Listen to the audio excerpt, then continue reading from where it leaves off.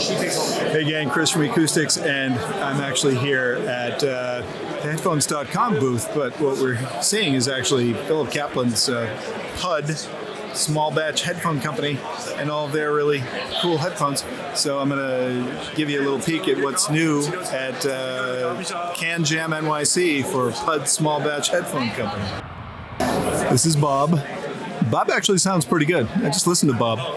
This is the Cephalopods Max. Looks like little snail shells on the edges.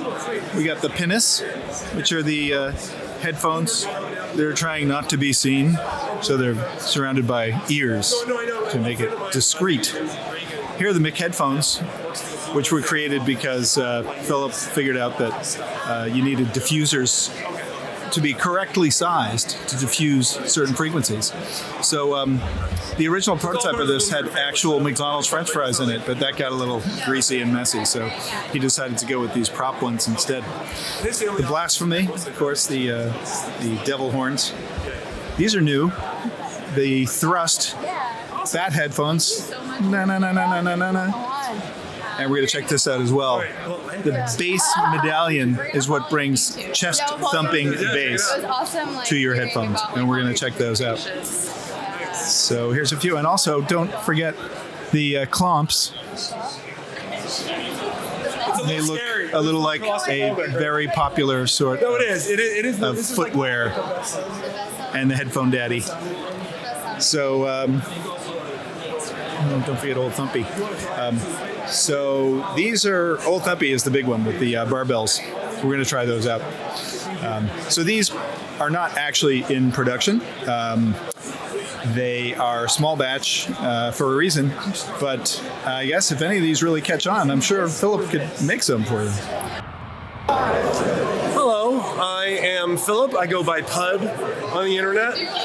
Welcome to Pud Small Batch Headphones. So I started making these about a year ago, and every headphone there's some acoustic reason for each one of these. So the sort of highlight of this show has been the bass medallion. People say that the problem with headphones is you can't feel the bass in your chest, which gave me an idea to put a 100-watt amp and a 6-inch high excursion speaker and a custom 170-millimeter chest pad with a volume and a crossover, and you put this on, and it works with any headphone. You're feeling the bass. Now this is the Old Thumpy, one of my first headphones. This is a 60 hertz Helmholtz resonator. So basically what happens is the sound comes off of the back of the driver, and because physics, 60 hertz bass and surrounding frequencies get amplified, and it's also good if you got like a middle seat in an airplane, or you're To make friends. Yeah, exactly. In a crowded place. I won't take you through all of them because there's too many, but this one is called Moon. What this solves is with speakers, if something's hard panned left, for example, your right ear is still hearing it. But with headphones, whatever's in the left is only heard by the left. So the idea with this is sort of what you might call passive crossfeed. So a little bit of sound from each ear is going into the other ear. This one of the best what we call a damping material. This is the headphone daddy. It's of course a scrub daddy, and it absorbs. It's sort of a semi-closed bag headphone that absorbs the back wave, and actually one of my best sounding headphones. This one, the Thrust. Well, the idea of open back headphones, which a lot of people will say are the best headphones or whatever, is because the back wave drivers make just as much sound from the back as they do from the front, and with open back. There's no reflections because it just goes away. But my thought was, what if you aggressively, sort of jettisoned the back wave? So this is what you call a radial horn, which is like a horn speaker with a rectangular shape. And it's very aggressively eliminating the back wave. This is called the Bob. The Bob. The Bob is great. It has 4 drivers in each ear, and people who've listened to all these headphones, the consensus generally is that these are the best sounding headphones that I have. It has 3 ear pads and, of course, 8 drivers.